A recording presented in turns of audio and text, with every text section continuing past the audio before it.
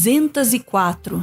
Esse foi o número de novas páginas neonazistas criadas no Brasil em maio de 2020.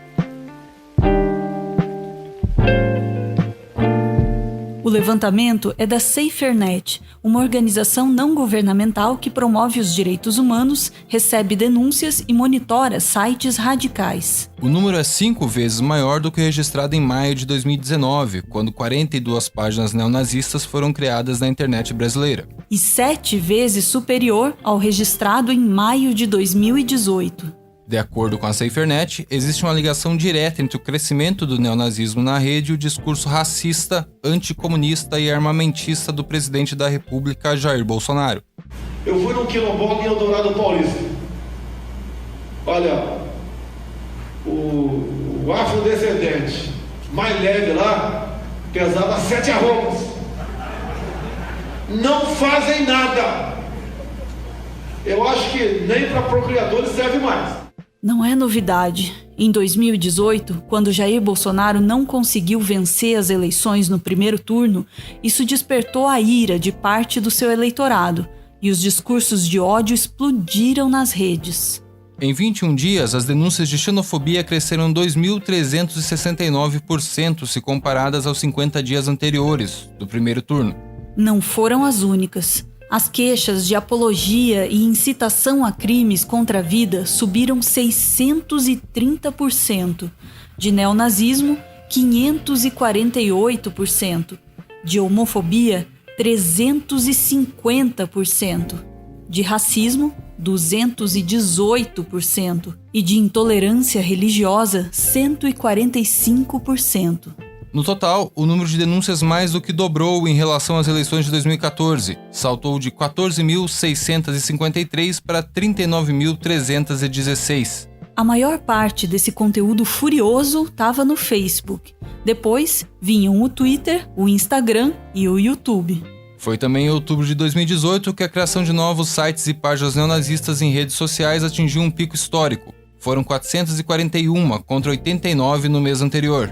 A internet ela é uma caixa de ressonância da sociedade, ou seja, no momento de extrema polarização e de discursos segregacionistas que procuram dividir o Brasil em raças, em etnias, em classes sociais, etc., esse radicalismo ele vai ter na internet a sua caixa de ressonância.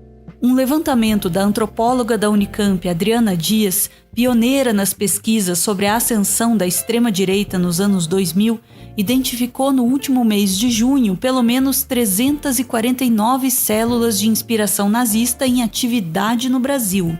E 70% estavam concentradas em apenas 3 estados. Eram 102 em São Paulo, 74 no Paraná e 69 em Santa Catarina. No semestre anterior, em novembro de 2019, o movimento tinha começado a se infiltrar em regiões até então sem registro de atividades, como a Centro-Oeste. Em Goiás, por exemplo, surgiram 6 células. Outras 3 estavam no Mato Grosso e uma no Mato Grosso do Sul. Essas células fabricam, comercializam, distribuem ou veiculam emblemas, ornamentos distintivos ou propaganda com símbolos e a defesa do pensamento nazista. Em resposta ao rabino que veio até Augusta e disse pra gente vir às ruas e fazer isso na frente dos cães, nós estamos aqui. Viva São Paulo! Viva! Viva o povo paulista! Viva! Fora judeu! Fora! Ao todo, Adriana Dias estima que esses grupos reúnam no Brasil hoje cerca de 7.000 pessoas. Na Alemanha, o berço do nazismo, calcula-se que os extremistas ativos hoje sejam 24.000. As células se dividem em 17 movimentos. A maior parte é de hitleristas, mas existem também separatistas, os grupos de negação do Holocausto e até mesmo seções locais da própria Ku Klux Klan. 2 em Blumenau, Santa Catarina e uma em Niterói, no Rio de Janeiro. A grande contribuição dos estados do Sul para o ranking do ódio não é de hoje. Em 2013, um estudo conduzido pela mesma pesquisadora Adriana Dias estimou o número de simpatizantes das ideias nazistas nos estados brasileiros, com base na quantidade de conteúdo discriminatório baixado na internet. Na época, as contas mostraram que existiam cerca de 45.000 simpatizantes do neonazismo em Santa Catarina, 42 mil no Rio Grande do Sul, 29 mil em São Paulo e 18 mil no Paraná. Muito atrás vinha o Distrito Federal, com 8 mil, e Minas Gerais, com 6 mil. Não é brincadeira, o sul do país tem um passado terrível e vergonhoso. Um desastre ambiental causado pela passagem de militares nazistas pelo litoral catarinense às vésperas da Segunda Guerra Mundial trouxe danos que perduram até hoje. Foi em Timbó, que hoje é só uma simpática cidadezinha de Santa Catarina, que surgiu a primeira célula do Partido Nazista fora da Alemanha, em 1928. Antes de Getúlio Vargas extinguir os partidos brasileiros, em 1938, a sigla chegou a reunir quase 3 mil filiados no Brasil. A maioria estava em São Paulo, mas na sequência vinham Santa Catarina, Rio Grande do Sul e Paraná. Nas contas de Adriana Dias, no fim de 2019, os simpatizantes do neonazismo no Brasil giravam em torno de 500 mil. Um ano antes, para o jornal da Unicamp, ela tinha analisado os números globais das redes sociais. Adriana disse: Há uma postagem antissemita no Twitter a cada 4 segundos, uma postagem em português contra negros, pessoas com deficiência e LGBTs a cada 8 segundos. David Lane, mesmo morto, recebe um mínimo de 500 tweets por dia. E em dias especiais, como do seu aniversário ou da morte, o número atinge milhões. David Lane foi um supremacista branco norte-americano que morreu em 2007, enquanto cumpria uma pena de 190 anos de prisão. Ele foi um dos fundadores do The Order. O grupo foi o responsável, em 1984, pelo assassinato do radialista judeu Alan Berg. A pesquisadora continuou. Em 2002, quando comecei a pesquisar a extrema-direita no Brasil e no mundo, as pessoas não viam sentido nesse esforço, porque não acreditavam na existência de um movimento neonazista. Infelizmente, os dados apontaram para um caminho que se mostrou verdadeiro.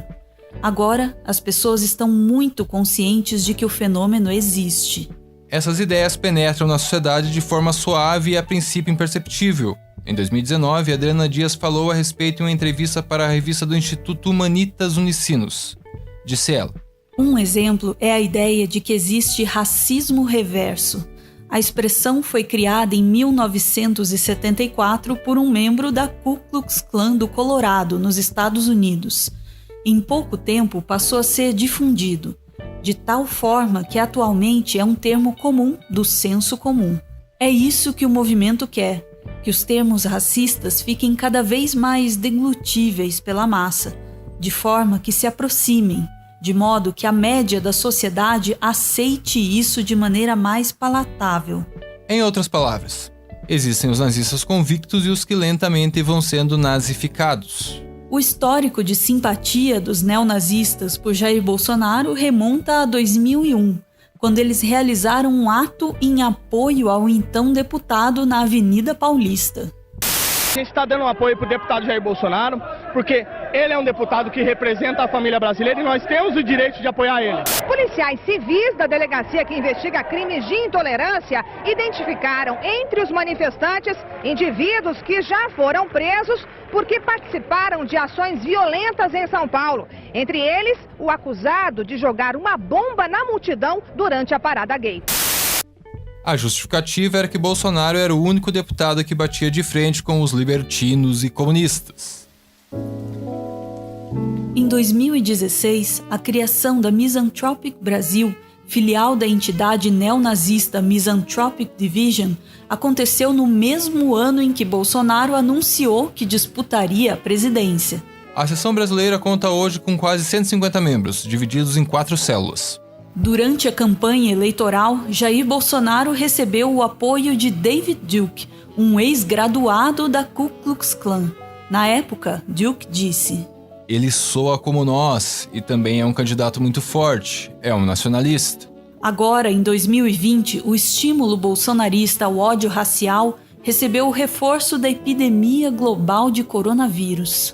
Em abril deste ano, por exemplo, a SaferNet recebeu 249 denúncias de xenofobia na rede. Em abril de 2019, elas tinham sido 67, um aumento de 271%. O crescimento da xenofobia teve como alvo os asiáticos, principalmente os chineses. Aquele papo sem pé nem cabeça de que o vírus é uma conspiração dos chineses para desestabilizar o mundo. A crise econômica e política, aprofundada pela crise sanitária, é no Brasil uma janela de oportunidade para os extremistas de direita. Agora, o que o Bolsonaro ganha acenando para neonazistas com palavras e copos de leite, hein? A professora da Fundação Escola de Sociologia e Política de São Paulo, Isabela Calil, deu uma possível explicação para o jornal É o País Brasil. Se estamos olhando para o cálculo democrático padrão, cada eleitor é um número, um voto. Nesse caso, a lógica dele não opera via número de votos. É uma lógica na qual determinados grupos, mesmo que pequenos, conseguem fazer um estrago grande na democracia, até ao declarar guerra a inimigos políticos e instituições. Um nazi é nazi demais.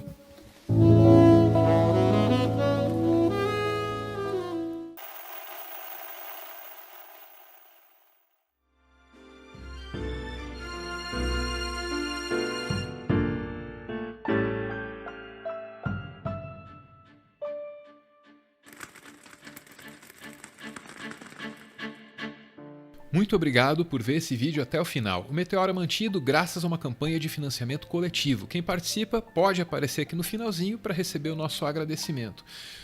Hoje a gente agradece ao Matheus, que preferiu não mandar uma foto, mas que escreve aqui uma mensagem emocionante. Diz ele: meu nome é Matheus, assim como o Meteoro Brasil, uma pessoa passou pela minha vida e me ensinou a começar a me desconstruir como machista e como reacionário. Ela chama-se Fernanda. Assim como o mundo ocidental cristão, minha vida divide-se em Mateus AF e Mateus DF. Infelizmente, a vida nos colocou em rumos diferentes e hoje ela segue o próprio caminho. Espero que ela esteja feliz e conquiste o mundo que ela me ensinou a enxergar. Beijo, gente. Valeu!